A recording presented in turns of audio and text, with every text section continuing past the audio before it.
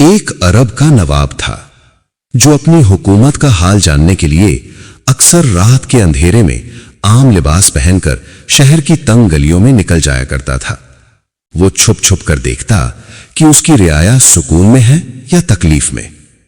एक रात जब वो हमेशा की तरह शहर का जायजा लेने निकला तो एक सुनसान गली में उसकी नजर कुछ लोगों पर पड़ी। चोर जो चोरी की प्लानिंग कर रहे थे। जैसे ही चोरों की नजर अरब के नवाब पर पड़ी, वो घबरा गए और भागने लगे। नवाब ने आवाज दी, रुको, भागो मत, मैं भी तुम लोगों जैसा ही हूं, मुझे भी अपना साथी बना लो। चोर रुके, एक दूसरे को देखा और फिर नवाब को अपना पांचवा साथी बना लिया। उन्होंने कहा, ठीक है, अब हम मिलकर चोरियां करेंगे, लेकिन पहले एक दूसरे की खूबियां जान लेते हैं।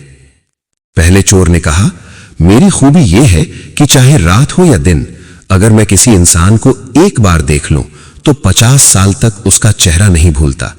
सब बोले, यह तो बड़े काम का आदमी है। दूसरे चोर ने कहा, मेरे अंदर यह खूबी है कि खजाना कहीं भी छुपा हो, मैं सूंघ कर बता सकता हूं कि वो कहां है। सबने कहा, वाह, यह भी कमाल का है। तीसरे चोर ने कहा, मैं कुत्ते के भौंकने से समझ जाता हूं कि वो क्या कह रहा है। सब बोले, तुम्हारी खूबी भी काम आएगी।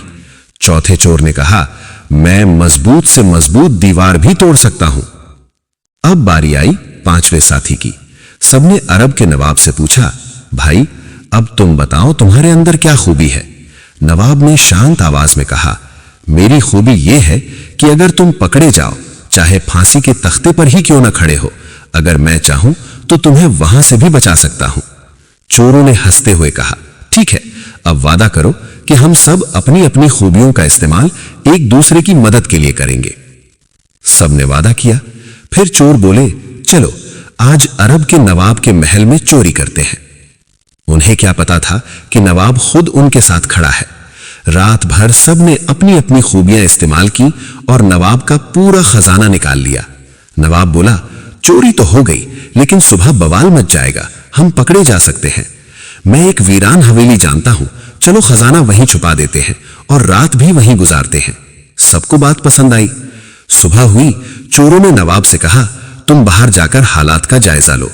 नवाब बोला, जब तक मैं वापस ना आऊं, यहां से निकलने की कोशिश मत करना। नवाब महल पहुंचा। वहां कोहराम मचा था। वजीर, सिपाही सब रो रहे थे। नवाब सलामत, आप कहां थे? खजाना लुट गया, हम बर्बाद हो गए। नवाब हंस पड़ा। सबको लगा शायद नवाब पागल हो गया है।